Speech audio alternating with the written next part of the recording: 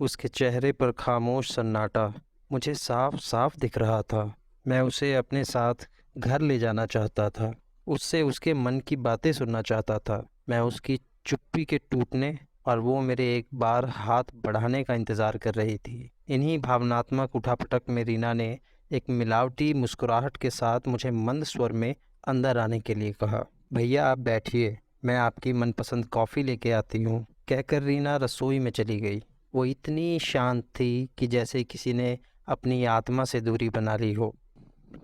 भैया माँ कैसी है पूछ। उस समीर का ऑफिस टिफ़िन तैयार करते हुए उसकी एक नज़र उस चाय के उबाल पर भी थी जो वो अपनी सास के लिए बना रही थी। आज बच्चे भी स्कूल में मदर्स डे समारोह में भाग लेकर घर जल्दी आ गए थे। मम्मा हमें भूख लगी है, कहते हुए हर्ष और तुषार ने दौड़ते हुए मुझे बैठक में देखा और दोनों मुझसे लिपट कर मुझे ऐसे स्नेह स्पर्श करने लगे कि मैं अपने आप को 10 वर्षीय शिशु अनुभव कर रहा था। मामू आप हमारे लिए क्या लाए, या हमें कहाँ घुमाने चलोगे, जैसे प्रश्नों से कोसों दूर हर्ष और तुषार सिर्फ मुझसे लिपटे हुए थे। मैंने स्नेह धारा को प्रवाहित करते हुए बच्चों से मुस्कुराते हुए पूछा कि कहीं मम्मा डांटती तो नहीं।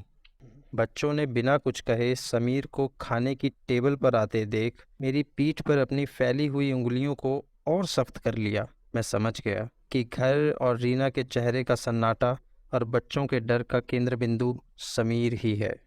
मुझे आश्चर्य भरी नज़रों से देखते हुए समीर ने मुझे नमस्ते कहा और पूछा कि भैया आज अचानक कैसे आना हुआ। समीर के चेहरे की उड़ी हवाइयाँ साफ साफ बता रही थी कि कुछ तो है जो छुपाया जा रहा है। रीना आज ऑफिस जाने का मन नहीं कर रहा और भैया भी आए हैं, तो चलो आज थोड़ा वक्त भैया के साथ बिताते हैं। रीना ने ठीक है कहते हुए नाश्ते की प्लेट समीर के सामने रखी। मेरी कॉफ़ी देते हुए रीना ने दबे स्वर में मुझसे नाश्ते के लिए पूछा। मैंने मना करते हुए रीना की सास के बारे में पूछा तो समीर ने बताया कि माँ मंदिर गई है, आती ही होगी। थोड़ी देर में अपना नाश्ता ख़त्म करते ही समीर ने रीना को अपने कमरे में बुलाया। रीना हड़बड़ाते हुए कमरे की तरफ भागी और भागते हुए उसकी चप्पल की स्ट्रिप टूट गई। मैंने रीना की हड़बड़ाहट को कम करने के मकसद से हर्ष को रीना के साथ जाने के लिए ज़ोर से कहा। मेरी आवाज़ का स्तर इतना ज़रूर था कि बात रीना और कमरे में बैठे समीर दोनों को सुनाई भी दी और समझ भी आई। जब तक रीना दरवाज़ा खोलती समीर बाहर आया और अपनी शर्ट के बारे में पूछने का ढोंग करने लगा। इतनी देर में रीना की सास भी मंदिर से आ गई। मैंने उनके चरण स्पर्श करते हुए उनकी तबीयत के बारे में पूछा। माता जी के जवाब में उस लावे के अंश भर थे जिसकी तपिश मैं उस घर में पिछले आधे घंटे से महसूस कर रहा था। रीना की सास ने कहा तबीयत का क्या है, टाइम से खाना और सेवा मिले तो ठीक रहती है, वरना तो समीर ठीक कर ही देता है। इन शब्दों में मुझे सब कुछ समझ आ गया। मैंने बिना कुछ कहे अपनी कॉफ़ी को ख़त्म करते ही बच्चों और रीना को बाहर कुछ खरीदारी करने के लिए कहा। समीर ने अपनी माँ की तबीयत का हवाला देते हुए रीना को अप्रत्यक्ष रूप से बाहर ना जाने की आज्ञा दी। मैंने समीर से उनके इसी महीने गए जन्मदिन के तोहफे के लिए रीना की मदद के लिए कहा। तोहफे की बात सुन समीर ने हाँ हाँ ज़्यादा वक्त थोड़े ही लगेगा कहते हुए रीना और बच्चों को मेरे साथ जाने को कहा। मैं उस घर में कदम रखने के बाद पहली बार बच्चों की निडर हंसी देख पा रहा था। घर से निकलते ही मैंने गाड़ी उस कॉफ़ी शॉप की तरफ मोड़ी जहां शादी से पहले अक्सर हम सब जाया करते थे। वहां पहुंच रीना का पसंदीदा सैंडविच और बच्चों के लिए आइसक्रीम ऑर्डर करते ही मैंने रीना से उसके और बच्चों के मन के मुरझाने की वजह पूछी। पूछते ही रीना रोने लगी और बच्चे रीना के आंसू इस तरह से साफ करने लगे जैसे मानो सैकड़ों बार वो अपनी माँ के आंसू पोंछ चुके हों। बच्चों को एक तरफ कर मैंने रीना के चेहरे को अपने हाथ में लेकर हिम्मत रखने के लिए कहा। रीना ने आंसू पोंछते हुए बताया कि पिछले 1 साल से समीर का उसकी असिस्टेंट के साथ अफेयर चल रहा है और इसके साथ साथ समीर की असिस्टेंट की अच्छी पोस्ट और खूबसूरती की वजह से इस रिश्ते को रीना की सास की भी अनकही सहमति मिली हुई है। अब समीर और उसकी माँ रोज़ मुझे तरह तरह से परेशान करते हैं। मुझ पर हाथ उठाना, बच्चों को अंधेरे कमरे में घंटों घंटों बंद रखना अब ये हमारे आम जिंदगी का हिस्सा है।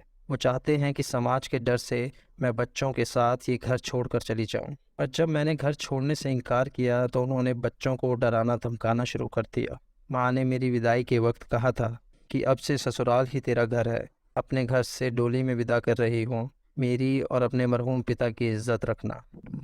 बस भैया, उसी इज्जत को समेटे रोज़ तड़पती हूँ। भूख प्यास भी नहीं लगती। मुझे ज़िंदगी से अब कुछ भी नहीं चाहिए, बस हर्ष और तुषार को यहाँ से ले जाओ। मुझसे उनका डर अब देखा नहीं जाता। इतना क्या, बच्चे और रीना फूट फूट के रोने लगे। मुझे ऐसा लगा कि बहुत वक्त के बाद वो रोए हैं। मैंने हर्ष और तुषार को अपने गले लगा लिया। अगले 15 मिनट हम सब चुप थे। ऐसा लगा जैसे बच्चे, रीना और मेरे दिल में भी कुछ पक्का हो गया था। हम सब ने बिना कुछ कहे फैसला कर लिया था कि अब और नहीं। उस सन्नाटे को चीरते हुए ये 3 शब्द रीना ने कहे, अब और नहीं। भैया, मैं पढ़ी लिखी हूँ, अपने परिवार का सामाजिक और आर्थिक दोनों तरह से नेतृत्व कर सकती हूँ। भैया, मैं अपने बच्चों को इज्जत और आज़ादी दोनों का मतलब और महत्व समझाकर पालना चाहती हूँ। मैं आपकी परवरिश को उस स्वार्थी इंसान के कदमों में अब और नहीं रख सकती।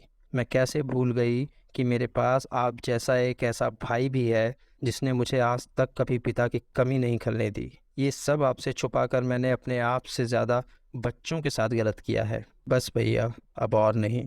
रीना और बच्चों को आत्मविश्वास से लबरेज देख मुझे ऐसा लगा जैसे मैंने इसी जीवन में एक बार फिर से जन्म लिया हो। वास्तविकता और तात्कालिक संदर्भ को समझते हुए मैंने अपने वकील को फ़ोन पर सभी बातें बताई और आगे की कानूनी कार्यवाही के लिए आग्रह करते हुए हम सब अपने घर की ओर चल दिए।